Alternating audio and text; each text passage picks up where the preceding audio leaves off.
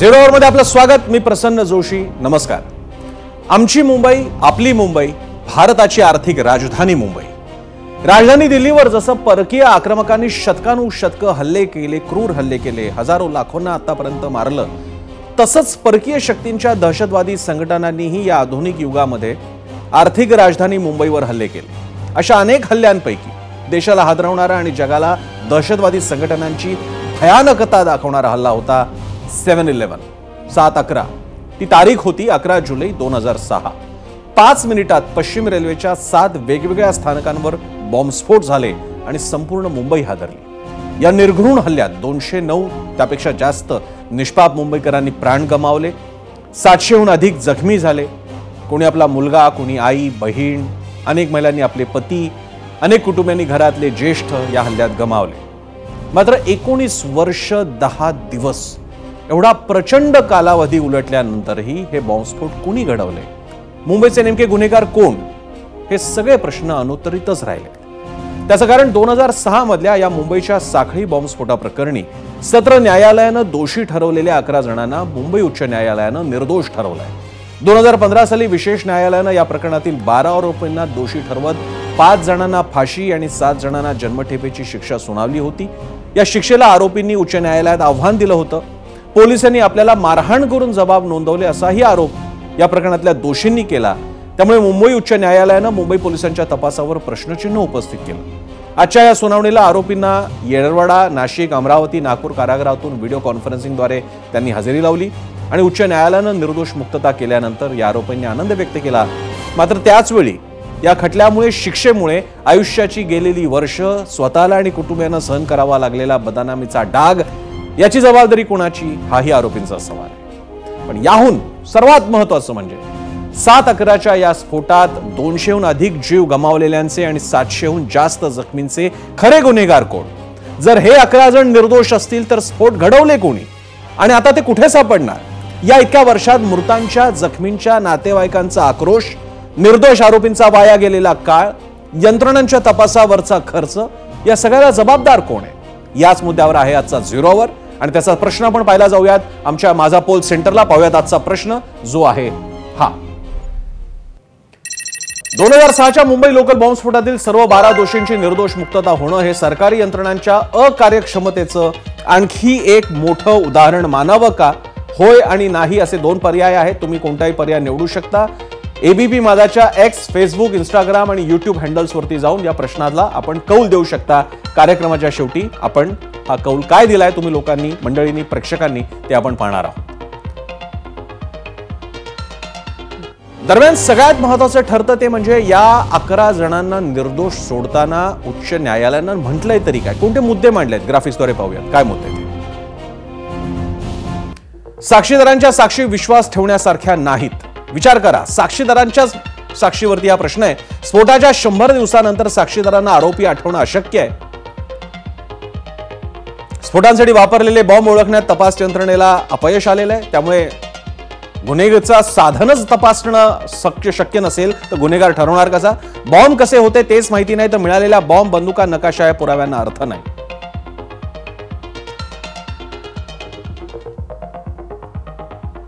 आणि तपास संस्थांमधल्या या विरोधाभासामुळे 11 जण निर्दोष सुटले का असा प्रश्न निर्माण झालाय।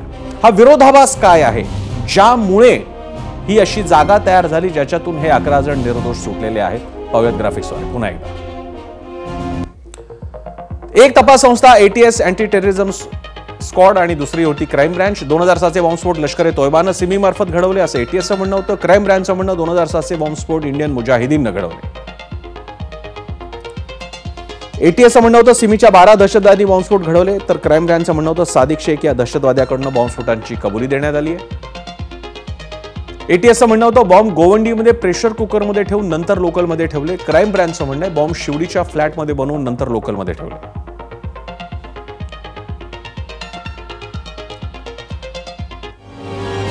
अर्थात असं असलं तरी आपल्याला कल्पना आहे, सत्र न्यायालयानं दिलेला निकाल त्याला मुंबई हायकोर्टानं रद्दबातल ठरवणं असलं तरी सुद्धा अजून पुढची सगळी निर्णय प्रक्रिया आहे।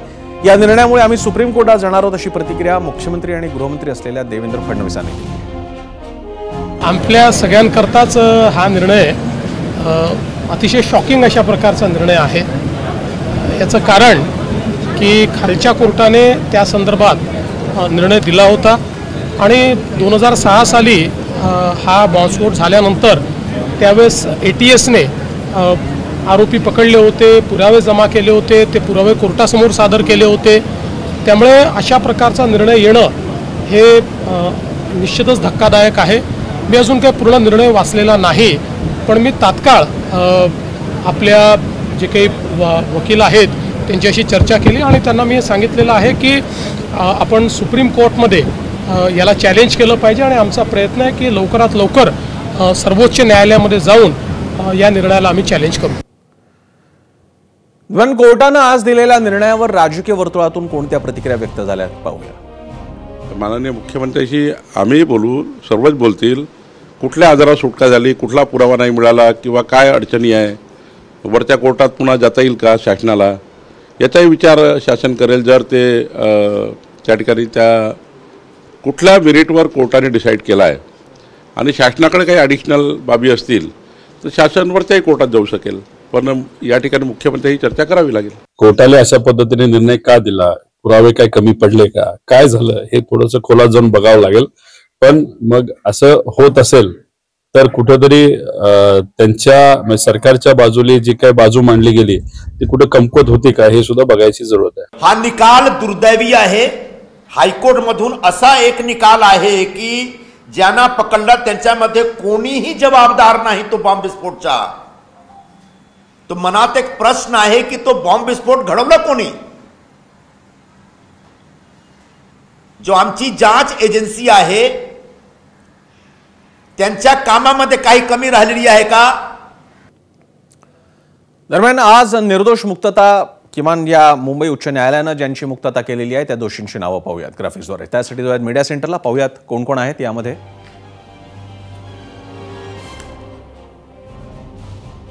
2007च्या बॉम्बस्फोटातले 12 दोषी निर्दोष आता जे ठरलेले आहेत त्याच्यापैकी एका जणाचा मृत्यू झाला. 5 जणांची फाशी रद्द झाली. मोहम्मद फैजल, एहतेशाम सिद्दीकी,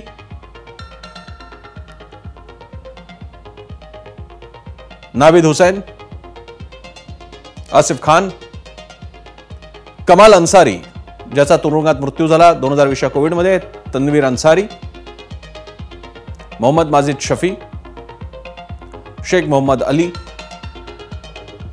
मोहम्मद साजिद मरगूब, मुजम्मिल अताउर रहमान शेख, सुहेल महमूद शेख, जमीर अहमद. त्यामुळे 5 जणांच्या फाशी आणि 7 जणांची जन्मठेप यामध्ये रद्द झालेली आहे.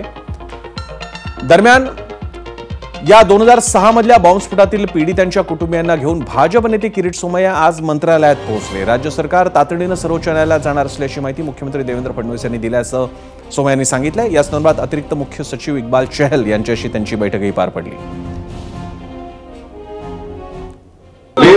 2006 खटल्याचा निकाल लागला, आम्ही सगळे स्तब्ध झालो आहोत. मी आधी आज मुख्यमंत्री देवेंद्र फडणवीस यांच्याशी पण चर्चा झाली.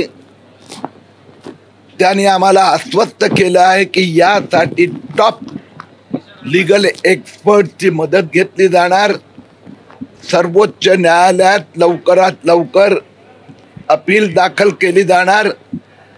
खालसा कोर्टाने फाशी पण सुनावली होती आणि आम्हाला विश्वास आहे की सुप्रीम कोर्ट आम्हाला तो न्याय मिळवून देणार. दरम्यान या बाबतीत प्रेक्षकांनी जी मतं व्यक्त केलेली आहेत, आज आम्ही जो प्रश्न सगळ्या सोशल मीडियावर टाकला होता त्याबद्दल लोकांचं काय म्हणणं आहे, काय कुठे नेमकं चुकलेलं आहे, त्यासाठी जाऊयात मीडिया सेंटरला, पाहूयात लोकांच्या प्रतिक्रिया काय म्हणतायत प्रेक्षक. युट्यूबवर आलेली कमेंट आहे अक्षय काळे यांची. आज त्या बॉम्बस्फोटात जीव गमावलेल्या 200हून अधिक नागरिकांच्या कुटुंबियांना हा निकाल बघून काय वाटत असेल.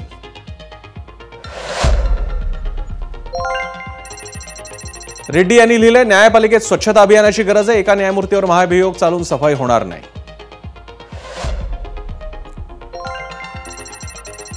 दिनेश मोहनानी लिहितात, ही असली आमची न्यायव्यवस्था. आता यामध्ये न्यायव्यवस्थेवरती कमेंट करत असताना नागरिकांनी न्यायव्यवस्थेचा आदरही करायला हवा, कारण शेवटी पुरावे आणि प्रत्यक्ष स्थिती याच्यावरतीच न्यायव्यवस्था न्याय देत असते. एन्काउंटर हा एकमेव पर्याय अशी कमेंट केली आहे सुयश यांनी. एक्स वर आलेली कमेंट आहे, विनायक यांची पगार आणि पेन्शन सुरू आहे, जबाबदारी शून्य. एक्स वर आलेली कमेंट आहे, शेख जब्बार, दोषींची निर्दोष सुटका करणे म्हणजे बॉम्बस्फोटाचे लोक गेले ते त्यांच्यावर झालेला अन्याय आहे. जर ते दोषी नव्हते तर 12 वर्ष तुरुंगात का ठेवण्यात आलं.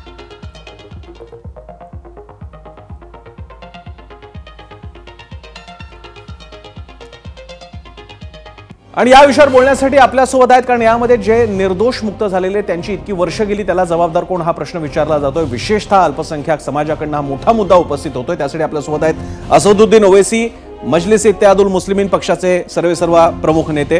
असदुद्दीन ओवैसी जी, आपका स्वागत है एबीपी माझा में. मेरी सबसे पहला सवाल होगा, आपकी प्रतिक्रिया क्या है, क्या सोच रहे हैं आप आज के इस रिजल्ट के बारे में, आज के इस मुंबई उच्च न्यायालय के इस रिजल्ट के बारे में, इस कमेंट के बारे में?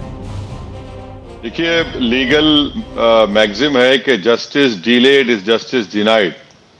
ये इसमें से 19 साल के बाद ये लोग आज इनको राहत मिली है, मगर वहीं पर इस बात की तकलीफ भी है कि इतना टाइम क्यों लगा इन लोगों को. और बहुत बड़ी तकलीफ की बात यह है कि हाई कोर्ट ने अपने जजमेंट में कहा कि कन्फेशन को टॉर्चर के जरिए हासिल किया गया जी. और साथ में हाई कोर्ट ने यह भी कहा कि वो जो 3 टैक्सी ड्राइवर का जिसको विटनेस बनाया गया वो 100 दिन के बाद अपना स्टेटमेंट रिकॉर्ड किए जी. और जिसको विटनेस बनाया गया वो तो किसी और केस में उसके ऊपर 498A का आईपीसी का केस था, और जवेरी ब्लास्ट में भी वो विटनेस था जी. तीसरा उसमें बताया गया कि जो विटनेस बनाया गया वो लोग किसी डांस बार को जाते थे और विटनेस को डांस बार में जो लेडी गाना गाती थी उसका नाम नहीं मालूम. साथ में कोर्ट ने यह भी कह दिया कि उनका जो आईडी परेड हुआ तो वो स्पेशल एग्जीक्यूटिव ऑफिसर को ऑथोराइज नहीं था. और फिर साथ में ये बताया गया कि इसमें जो आरिफ और मोहम्मद अली है जी, इनको मालेगांव 2006 में एक्यूज बनाया, जिसको एनआईए स्पेशल कोर्ट ने उनको बरी कर दिया जी. तो और आप देखते क्या है कि इसमें से मेरे को अच्छी तरह याद है कि ये जो इंसिडेंट चल रहा था उस वक्त हम तमाम ने कहा था कि इसमें पुलिस टॉर्चर के जरिए इनका कन्फेशन हासिल किया, और उसको हाई कोर्ट के 2 जजेस ने इसको एक्सेप्ट नहीं किया और उनको हाई कोर्ट ने कहा कि इनको रिलीज करो जी. तो ये महाराष्ट्र गवर्नमेंट को चाहिए कि उस वक्त के जो एटीसी के जितने ऑफिसर्स थे इस इन्वेस्टिगेशन में, जिन्होंने इनको सिर्फ मजहब की बुनियाद पर पकड़कर जी इनको टॉर्चर किया, उनका कन्फेशन लिया जिसको हाई कोर्ट ने निकाल दिया जी. तो महाराष्ट्र सरकार को चाहिए कि वो एटीएस के ऑफिशियल्स के ऊपर कार्रवाई करे. और उस वक्त जो डीसीपी साहब थे नवल बजाज साहब, वो आज एटीएस के चीफ हैं जी. तो ये तो बहुत बड़ी तकलीफ की बात है. और फिर आप देखते क्या है कि इसमें से 2 भाई हैं, फैसल और अश्विनी, फैसल और मुजम्मिल. इनके पिताजी की मौत हो गई, फिर इनकी माँ की मौत हो गई. आपने एहतेशाम का नाम लिया, वो तो 15 दिन पहले उसकी शादी हुई थी और बच्चे छोटे थे, आज 18 साल के हो गए. तो ये बहुत बड़ी तकलीफदेह बात है. और सबसे बुरी बात क्या है जी कि जो 180 लोग जो मारे गए उनके परिवार को तो कोई क्लोजर नहीं हुआ जी. और गॉड फॉरबिड अगर वो लोग अभी भी मुंबई में या भारत में जो एक असल लोग हैं फिर रहे हैं जी, तो हमारे लिए बहुत डेंजरस है. और उस कोर्ट के जजमेंट में कोर्ट ने कहा कि मुंबई ट्रेन ब्लास्ट के 2 दिन के बाद विटनेसेस आए थे जी, जिन्होंने कहा था कि ये लोग नहीं कोई और लोग हैं, उनको भी आपने सही तरीके से उसका इस्तेमाल नहीं किया. तो ये बहुत बड़ा मिसकैरेज ऑफ जस्टिस है, एब्यूज ऑफ जस्टिस है. और इससे हम तो महाराष्ट्र सरकार से चाहेंगे कि आप बजाय इसकी अपील करने के आप ये इन्वेस्टिगेट करिए कि इन लोगों को ऐसा क्यों फंसाया गया जी, इन लोगों की जिंदगी बर्बाद क्यों की गई.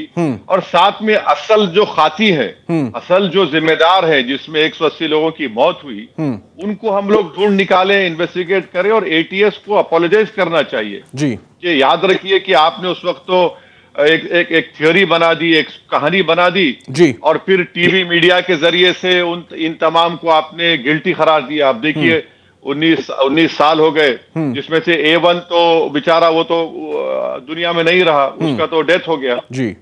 तो ये पूरी चीजें हैं. ओवैसी जी, ये एक बात बताइए, इस पूरे वाकया के बाद अब महाराष्ट्र सरकार, जो हमारे मुख्यमंत्री देवेंद्र फडणवीस हैं, उन्होंने कहा है कि हम सुप्रीम कोर्ट में अपील करेंगे मुंबई हाई कोर्ट के इस जजमेंट को। इस हालात में आपका क्या कहना होगा? आप खुद भी एक एडवोकेट हैं, आप भी जानते हो कि उन्हें बली कर दिया है, लेकिन फिर भी बात यह है कि जो एविडेंसेस थे वो एडिक्वेट नहीं थे। तो इस बात को लेकर अगर महाराष्ट्र गवर्नमेंट सुप्रीम कोर्ट में जाती है तो आप इस पूरे हालात को कैसे देखेंगे? देखिए, हाई कोर्ट का जो 2 जजेस का जजमेंट आया वो 44,500 पेजेस को पढ़कर, 169 वॉल्यूम्स को पढ़कर ऑनरेबल जजेस ने ये डिसीजन दिया। आप अपील करेंगे हाई कोर्ट में, सुप्रीम कोर्ट में, तो वो तो ठीक है, आपको राइट है, मगर सवाल ये है कि जब हाई कोर्ट का इतना बड़ा फैसला आ गया और आप उसको एक्सेप्ट नहीं करना चाह रहे, आप फिर उसको ड्रैग करना चाह रहे, वही 11 लोगों को फिर उस सुप्रीम कोर्ट जाए, उसमें वाहिद शेख को तो ट्रायल कोर्ट ने 9 साल जेल में रहने के बाद छोड़ दिया जी। मगर प्रॉब्लम यह है कि क्या सरकार ये नहीं चाहती कि जो असली मुल्जिम है, जिन्होंने मुंबई ट्रेन ब्लास्ट किया जी, उनको पकड़ा जाए, वो कहां गए, उनको कैसे उनको छोड़ दिया गया, और इस तरह का इन्वेस्टिगेशन बिल्कुल महाराष्ट्र के एटीएस ने कैसे किया। मैं आपको एक बात कहना चाहूंगा कि उस वक्त जब कांग्रेस की सरकार थी और राष्ट्रवादी की सरकार थी, मैं और कई एमपीज दिल्ली से जाकर मुंबई में उस वक्त के मुख्यमंत्री से मिले, हम उनको बताए कि देखिए ये जो 2 एक्यूज का मैंने नाम लेकर कहा, फैसल शेख और मुजम्मिल का, कि उनके कपड़े उतारकर, उनके पिताजी के कपड़े उतारकर, उनके बड़े भाई की वाइफ को बुलाकर उनका बुर्का छीना गया उनके सामने कि तुम कन्फेशन पे साइन करो। उस वक्त के मुख्यमंत्री जब कमिश्नर पुलिस बैठे हुए थे, बोले अरे क्या बोल रहे हैं, बोला बिल्कुल हुआ है ये। हमने कहा कि देखिए आप जोर जबरदस्ती करके कन्फेशन को हासिल करेंगे तो ये गलत होगा, आज नहीं तो कल उस कोर्ट उसका नोटिस लिए। मैं उस मीटिंग में था जब मुख्यमंत्री ने हमको बुलाया था अपने ऑफिस में, उस वक्त कमिश्नर पुलिस उस वक्त के थे। तो ये तो गलत हो रहा है ना। आप किसी एक समुदाय को, सिर्फ समुदाय के है तो आपने उनको जिंदगी बर्बाद कर दी। तो मैं तो शुक्रिया अदा करूंगा जमीयतुल उलमा का, और अपने ऐसे कई लॉयर्स हैं। देखिए रिटायर्ड जज है मुरलीधर साहब, आपके नागा मुफ्ती साहब, नित्या रामचंद्रन, वहाब खान, शरीफ शेख और युग मोहित चौधरी, ये बहुत मेहनत किए लोग, मैंने पूरा अपना, तो आज वो नतीजा निकला है। मगर बजाय उसके अपील करने के, अरे आप एक इन्वेस्टिगेशन टीम बनाइए, इनको छोड़कर इन लोगों को, कि अगर हाई कोर्ट का जजमेंट बिल्कुल। ओवैसी जी, अभी ये तो महाराष्ट्र सरकार और केंद्र सरकार के अख्तियार की बात होगी कि वो आगे जाके क्या करेंगे। क्या एक नई टीम रची जाएगी जो तफ्तीश करेगी इस पूरे वाकये के बारे में, इस पूरे मामले के बारे में, या उन्हें बरी किया जाएगा जैसे कि अभी मुंबई हाई कोर्ट ने जजमेंट दिया है? बहुत बहुत शुक्रिया, बहुत बहुत धन्यवाद ओवैसी जी हमसे जुड़ने के लिए। आपल्या सोबत होते असदुद्दीन ओवैसी, MIMचे प्रमुख।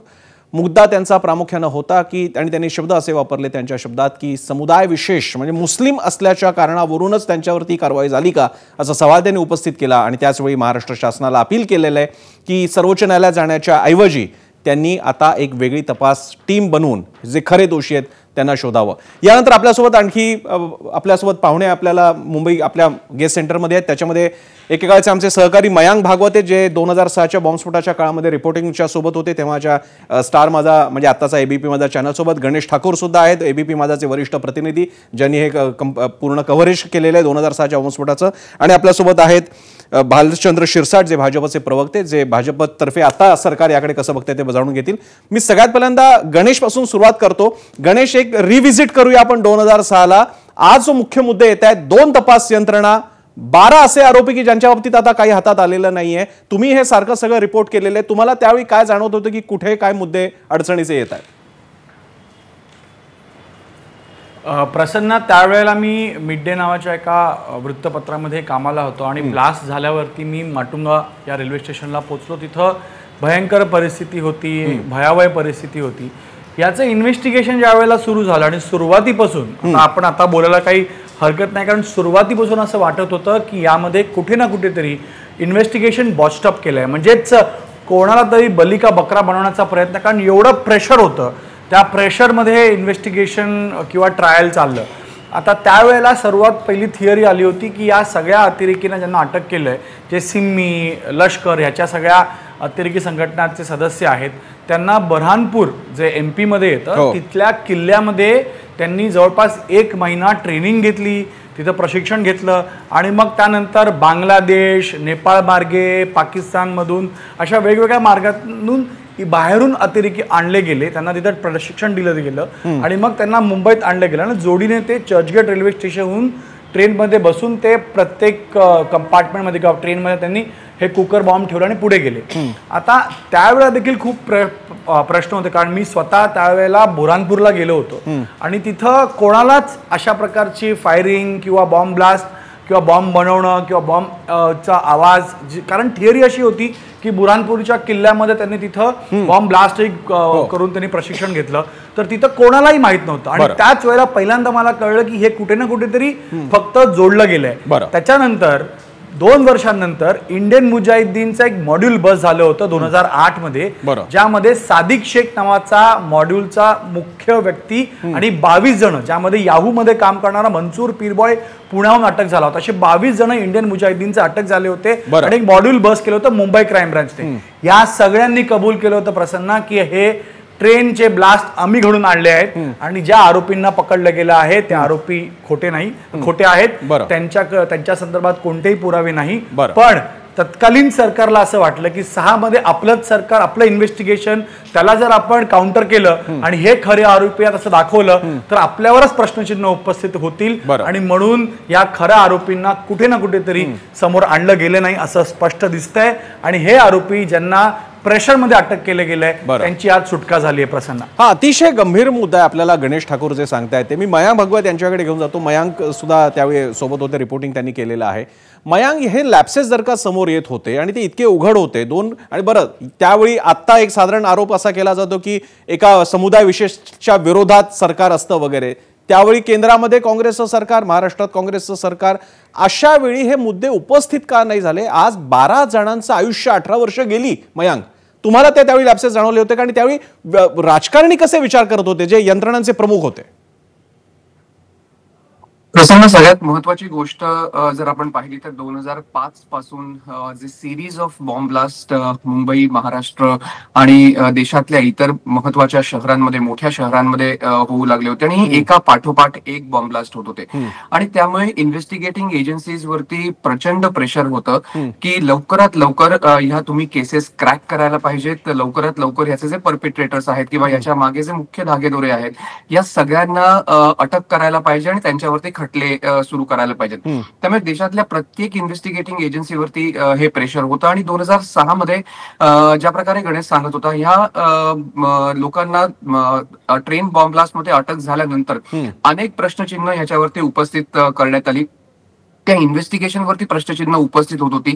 दबक्या आवाजात एजन्सीज मधले काही अधिकारी देखील ह्या अटकेबद्दल किंवा या एकंदरीत कारवाईबद्दल प्रश्नचिन्ह उपस्थित करत होते आणि एक महत्वाचा मुद्दा त्यामध्ये हा देखील होता की 2006 मध्ये ATS मध्ये ACP विनोद भट्ट नावाचे एक अधिकारी होते. ह्या तपासाची एक इन्व्हेस्टिगेशन करत असताना अचानक त्यांचा मृत्यू झाला. हा ऍक्सिडेंट होता का त्यांनी आत्महत्या केली, ही देखील चर्चा त्यावेळेला 2006 मध्ये मला आठवतंय सुरू झाली होती. आम्ही त्यांची सुसाईड कव्हर देखील केली होती आणि कुठेतरी चुकीच्या आरोपींना अटक केली आणि वरिष्ठांच्या फोर्स मुळे त्यांनी अटक केली, त्यामुळे ते प्रचंड प्रेशर खाली होते, अशी देखील चर्चा अधिकाऱ्यांमध्ये होती. त्यामुळे 2006ला अटक केल्यानंतर ह्या इन्व्हेस्टिगेशन वरती प्रश्नचिन्ह उपस्थित होत होतं. 2008ला ज्या प्रकारे गणेश म्हणतोय इंडियन मुजाहिदीनचं मॉड्यूल बस झाल्यानंतर प्रश्न उपस्थित झाले की 2006चे आरोपी बरोबर आहेत, ते खरे आरोपी आहेत का? 2008ला राकेश मारी आणि आताचे जे मुंबई पोलीस कमिशनर देवेंद्र भारती आहेत, त्यावेळेला ऍडिशनल कमिशनर होते, त्यांनी पकडलेलं हे इंडियन मुजाहिदीनचं मॉड्यूल, ते खरे आरोपी आहेत. त्यामुळे राकेश मारियाची टीमने देखील ह्या पकडलेल्या आरोपींना 2006च्या ब्लास्टसाठी अटक केली नाही किंवा त्यांच्यावरती खटला केला नाही आणि ATSने त्यावेळेला देखील यांच्यावरती काही कारवाई केली. मयांक आणि गणेशने आपल्याला सांगितलेले इनपुट्स यासाठी महत्वाचे आहेत आणि प्रेक्षकांनी नीट समजून घ्यायला हवं की 2 सरकारची काळ वेगवेगळी आहेत. एक काँग्रेसचा सरकारचा काळ होता, आता भाजप भाजपच्या सरकारचा काळ आहे, पण यंत्रणा कशा काम करतात याबद्दल दोन निष्पक्ष पत्रकार सांगतात. त्यातले मयांक भागवत आता अमेरिकेत असतात, गणेश ठाकूर आता एबीपी माझा सोबत आहेत, तर त्यावेळी मात्र ते मिड डे सोबत होते. मी आता दोन प्रश्न, एक सचिन सावंत काँग्रेसचे प्रवक्ते आहेत कारण त्यावेळी त्यांचं शासन होतं, आणि दुसरे शिरसाट आहेत त्यांना, कारण भाजप आता म्हणतंय की आम्ही सुप्रीम कोर्टात जाणार आहोत. दोघांना एक समान प्रश्न. पहिल्यांदा सचिन सावंत. सचिनजी, अशा कोणत्याही प्रकरणाच्या बाबतीत यापूर्वी काही घटना घडलेल्या आहेत त्यावेळी भाजपवरती विरोधी पक्ष एक अॅक्युजेशन करत असतात की समुदाय विशेषच्या विरोधात हे सरकार आहे म्हणून त्यांना अडकवलं जात आहे. आता इनपुट्स असंही येत आहेत, असदुद्दीन ओवैसी असतील, नाही तर ते मुसलमान असतील ज्यांना पकडण्यात आलं होतं, किंवा आमचे रिपोर्टर असतील, ते म्हणतात हे सगळं अतिशय संदिग्ध आहे. त्या काळात तुमचं सरकार होतं केंद्रात आणि राज्यात, मग आता याचा अर्थ कसा काढायचा? पहिली गोष्ट प्रसन्न, मी काही मीडिया स्पेक्युलेशन्स किंवा मीडियामध्ये काही चर्चा चालू आहे त्याच्याबद्दल काही बोलणार नाही, कारण बऱ्याच अंशानं या चर्वित सर्व अशा घटना असतात. प्रश्न असा आहे की जो काही तपास झाला त्याच्यामध्ये या 2015 साली निकाल आलेला आहे. स्पेशल मकोका कोर्टानं त्यावेळेला 5 लोकांना फाशीची शिक्षा दिली आहे आणि 7 लोकांना त्या ठिकाणी जन्मठेपेची शिक्षा दिली. आता त्या न्यायालयानं काहीच त्या ठिकाणी विचार केला नसेल असं म्हणणं मला वाटतं योग्य नाही. प्रश्न असा आहे की 2015 साली ज्या वेळेला हा निकाल दिला गेला त्यावेळेला भारतीय जनता पक्षाचं सरकार हे महाराष्ट्रामध्ये आणि केंद्रामध्ये दोन्हीकडे त्या ठिकाणी होतं. तुम्ही हे लक्षात घेतलं पाहिजे. आता प्रश्न असा आहे की त्यानंतर हायकोर्टामध्ये जाण्यासाठी हे 10 वर्ष का लागली हा मुद्दा त्या ठिकाणी उपस्थित होतो. म्हणजे तुम्ही 9-10 वर्ष काहीच का केलं नाही? त्यावेळेला या ज्या आरोपींच्या माध्यमातून त्यांच्या वकिलांनी सर्वोच्च न्यायालयामध्ये सांगून हे केसला लवकरात लवकर म्हणजे त्याला एक्सपिडाइट करण्यासाठी जेव्हा निकाल म्हणजे सर्वोच्च न्यायालयाने दिला आणि तो 2024 नंतर लागला, त्यानंतर हा निकाल आलेला. बरं, प्रश्न असा आहे की या माध्यमातून न्याय व्यवस्थेचे निश्चितपणे त्या ठिकाणी ज्या पद्धतीचं जागतिक स्तरावरती ही नामुष्कीचं चिन्ह आपल्या समोर आहे. दहशतवादाच्या विरोधामध्ये आपण जो जागतिक लढा देत आहोत, जगाच्या दृष्टिकोनातून हे अत्यंत नामुष्कीचं मला असं वाटतं की हा निर्णय आहे. आणि एकंदरच या पद्धतीनं या 209 लोकांना म्हणजे त्याचा जबाबदार कोण हा प्रश्न आपल्या समोर आता उपस्थित होतो. मगाशी सचिनजी मी तुम्हाला काँग्रेसच्या स्पेसिफिक असा प्रश्न यासाठी विचारला कारण तुमच्या पूर्वी असदुद्दीन ओवैसी होते, ते म्हणाले मी तत्कालीन मुख्यमंत्री आणि पोलीस आयुक्तांच्या समोर बसून या बाबतीतल्या गोष्टी सांगितल्या होत्या की नेमकी काय चित्र चाललेले आहेत, आणि हे आरोपी म्हणतात की आमच्याकडनं वदवून घेतलं जात आहे. म्हणून हा माझा तुम्हाला प्रश्न होता. मी परत येतो तुमच्याकडे. शिरसाटांकडे मी बराच काळ गेलो नव्हतो, मी शिरसाटांकडे जातो. शिरसाटजी, आता देवेंद्र फडणवीस म्हणतात की आपण सुप्रीम कोर्टात जाणार आहोत, राज्य सरकार सुप्रीम कोर्टात जाणार आहेत. असदुद्दीन ओवैसी अपील करतायत की आता नव्यानं तपास करा कारण या बाबतीतल्या अनेक गोष्टीचे लॅप्सेस दिसतात आणि मुंबई उच्च न्यायालयानं मांडलेले यातील निरीक्षण आहेत. एक लक्षात घ्या, सत्र न्यायालय आणि मुंबई उच्च न्यायालय, सुप्रीम कोर्टाला हा विचार करावा लागणार आहे. या पार्श्वभूमीवरती सुप्रीम कोर्टात जायचा तो मार्ग आहेच, पण पुन्हा तपास होऊ शकतो या प्रकरणाचा? असं आहे, आजचा जो निकाल लागलेला आहे तो प्रत्येक मुंबईकरासाठी धक्कादायक, आश्चर्यकारक आहे. आज जे 200 जणांची प्राणहानी झाली आणि कितीतरी जण अपंग झालेले आहेत, ह्या 209 हा आकडा तुम्ही छोटा दाखवताय. आजही जे कायमचे जायबंदी झालेले आहेत अशा लोकांना घेऊन आपल्या राज्याचे गृह सचिव इक्बाल सिंग चहल यांच्याकडे आज डॉक्टर किरीट सोमय्या गेलेले होते. त्यांनी भेटही घेतली. या सगळ्या लोकांना न्याय मिळणार आहे का? आणि याच्यात जर हे आरोपी नाहीत तर मग त्यांना सत्र न्यायालयामध्ये फाशीची शिक्षा, जन्मठेप ठोठावली होती आणि तिथे ठोठावलेली शिक्षा इथे ते निर्दोष होतात. म्हणजे त्यांचा दोषच नाही. कुठेतरी काहीतरी कमी पडलेलं आहे. तपास यंत्रणांचं असेल किंवा कोर्टामध्ये ती बाजू मांडण्यामध्ये असेल, पण कुठेतरी काहीतरी कमी पडलेलं आहे. आणि मग ही कमी भरून काढायची असेल तर नव्याने तपास करणं हे आहेच, परंतु जुने तपास केलेले आहेत त्याच्यात काय धागेदोरे होते. आणि मग नंतर जे गणेशजी आता बोललेत की 2008 साली काही पुरावे पुढे आलेत, तर त्याही लोकांना घेऊन सुप्रीम कोर्टात जाऊन या प्रकरणाची दाद महाराष्ट्र सरकार मागणार आहे. देवेंद्रजीने त्याचा शब्द दिलेला आहे, 2-3 दिवसामध्ये ते कोर्टामध्ये जातील.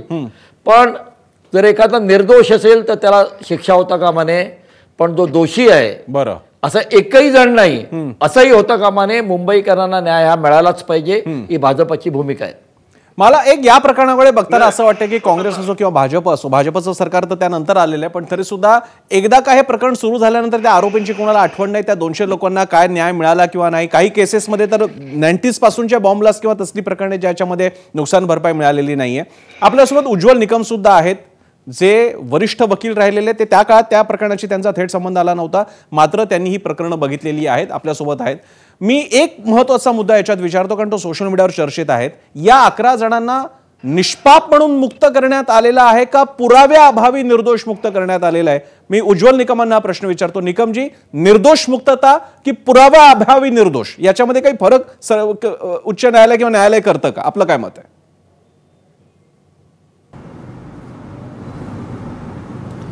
नाही, प्रसन्न पुराव्या अभावी सुटका म्हणजे आपण कायद्याच्या भाषेत त्याला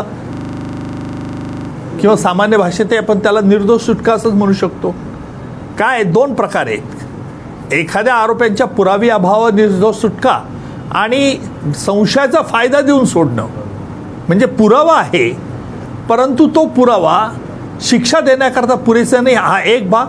किंवा तो पुरावा बनावट आहे म्हणून संशयाचा फायदा देऊन सोडणं, ज्याला बेनिफिट आउट ऑफ नाही असं संबोधतो, हा एक भाग झाला. आता प्रश्न असा आहे की सर्व उच्च न्यायालयाने, मुंबई उच्च न्यायालयाने जो हा निकाल दिला या संदर्भात, त्याच्यात मध्ये पुरावा होता का, हा पहिला प्रश्न आहे. आता पहिला प्रश्न म्हणजे पुरावा होता का, तर आपण मला जे कळलेलं निकालपत्राचं जे मला सांगण्यात आलं, त्या निकालपत्रामध्ये काही 2 प्रत्यक्षदर्शी साक्षीदार होते, ज्यांनी प्रत्यक्ष बॉम्ब ठेवताना रेल्वेच्या कंपार्टमेंटमध्ये पाहिले आणि उतरलेले ते दोघे आरोपी, आणि त्याच्यानंतर स्फोट झालेत. म्हणजे प्रत्यक्षदर्शी पुरावा हा एक भाग. दुसरा, आरोपींचे कबुली जबाब, ज्याला आम्ही मोका कायदा म्हणतो, MCC, संघटित गुन्हेगारी विरुद्ध वापरला जातो, या गुन्ह्याखाली काही आरोपींनी कबुली जबाब दिले ते. आता उच्च न्यायालयाने त्या प्रत्यक्षदर्शी साक्षीदार अविश्वसनीय मानले आणि जो कबुली जबाब पोलीस अधिकाऱ्यांनी नोंदवला होता तो कायद्याच्या प्रक्रियेला धरून नव्हता, असं उच्च न्यायालयाचं मत झालेलं आहे. आता खालच्या न्यायालयात, मुंबईच्या सत्रात मी नसल्यामुळे एक्झॅक्टली उच्च न्यायालयाचा निकाल बरोबर आहे किंवा कायद्याच्या कसोटीला टिकणारा आहे की नाही हे कालांतराने स्पष्ट होईल. परंतु आज मात्र एवढा मोठा निकाल लागतो आणि तोही इतक्या वर्षानंतर. प्रसन्न, खरं सांगतो, आता या माध्यमातून एक गोष्ट मला प्रकर्षाने जाणवते. म्हणजे असं आम्ही म्हणणार नाही की आम्ही चालवलेले सगळेच खटल्यामध्ये आरोपींना शिक्षा झाली म्हणजे सगळेच दोषी असतात किंवा सगळेच निर्दोष असं मी म्हणणार नाही. परंतु ज्या खटल्यामध्ये आरोपींना शिक्षा होती, प्रसन्न, मी फार केअरफुली शब्द वापरतोय, ज्या खटल्यामध्ये आरोपींना शिक्षा होते त्याच्या विरुद्ध ते अपील दाखल करतात, त्याचा निकाल हा विशिष्ट मुदतीत लागला पाहिजे. बरं, लक्षात घ्या. आणि त्याचप्रमाणे दुसरी बाजू, जिथे सत्र न्यायालय आरोपींची निर्दोष मुक्तता करते पुराव्याअभावी आणि ते खटले सरकारतर्फे ज्या वेळेला चॅलेंज केले जातात उच्च न्यायालयात, त्यांची देखील सुनावणी तातडीने झाली पाहिजे. बरं, नेमकं हे होत नाही प्रसन्न. बरं, म्हणजे माझ्याजवळ असे अनेक खटले आहेत की ज्या खटल्यामध्ये सत्र न्यायालयाने सोडले, आम्ही अपील केलेलं आहे, त्याचे 10-12 वर्ष लागत नाही निकाल, म्हणजे सुनावणीलाच येत नाहीत. आज मुंबई हायकोर्टाची स्थिती जर बघितली तर अपील अगेन्स्ट ॲक्विटल कुठल्या वर्षाचे चालू आहेत? 10 वर्ष 15 वर्षापूर्वीचे अजून अपील अगेन्स्ट ॲक्विटल चालू आहे. अपील अगेन्स्ट कन्व्हिक्शन जे आहेत, म्हणजे आरोपीने अपील केलेले, त्यांची सुनावणी किती वर्षांनी होते?